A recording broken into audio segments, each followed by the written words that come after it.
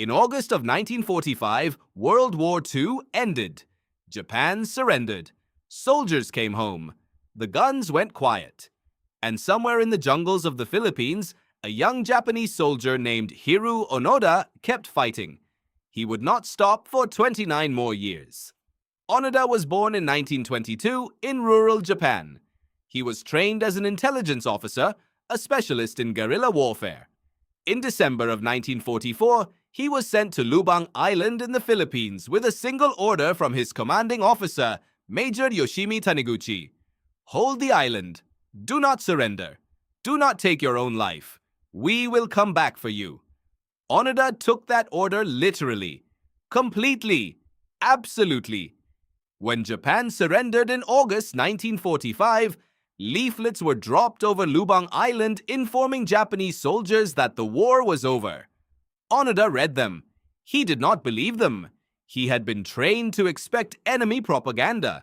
He decided the leaflets were fake, a trick designed to lure loyal soldiers out of hiding. He stayed in the jungle. His original unit had 4 men. One surrendered in 1950. One was killed by Filipino troops in 1954. Another was killed in 1972. By the time the 1970s arrived, Onoda was alone. He had been in the jungle for nearly 30 years. He had never stopped. He continued carrying out guerrilla operations, raiding local villages for food, skirmishing with Filipino police and soldiers, refusing every attempt to contact him. Over the years, search parties were sent. His family recorded messages and played them from loudspeakers at the jungle's edge. Newspapers and photographs were dropped from aircraft showing Japan at peace, prosperous, rebuilt, a modern nation. He did not believe any of it. He believed it was all an elaborate deception designed to make him abandon his post. In 1974, a young Japanese adventurer named Norio Suzuki traveled to the Philippines with a specific goal. He wanted to find Hiroo Onoda. He found him within days, living deep in the jungle, lean and fit. His uniform worn but maintained, his rifle still operational. Suzuki spent time with him. He listened. He tried to explain. Onoda was polite. He was not hostile, but he would not stop fighting. Not without orders from his commanding officer. Those were the rules. Those were his orders. Suzuki returned to Japan and found Major Taniguchi, now retired and working as a bookseller. Taniguchi agreed to go back to the Philippines.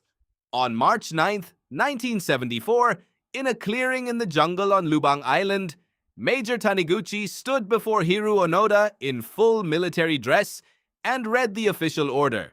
The war was over. Onoda was to cease all combat activity immediately and surrender his weapons. Onoda wept. He laid down his rifle, his ammunition, his dagger, and the sword his mother had given him when he left for war. He was 51 years old.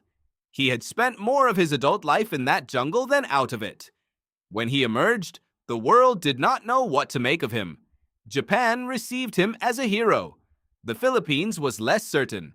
He had continued fighting for 30 years after the war ended. People had died. He was granted a pardon by the Philippine President Ferdinand Marcos. Onoda never apologized for what he had done.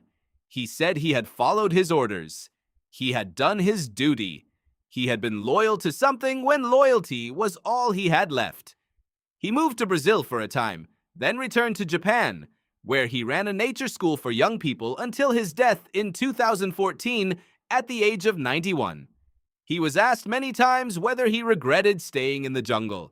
He always said the same thing. He had no regrets about following his orders. His only regret was that he had caused pain to others who did not deserve it. The war ended in 1945. For Hiroo Onoda, it ended on March 9, 1974. And the distance between those two dates was not time. It was loyalty. Thanks for watching. Please like, comment, and subscribe for weekly history videos.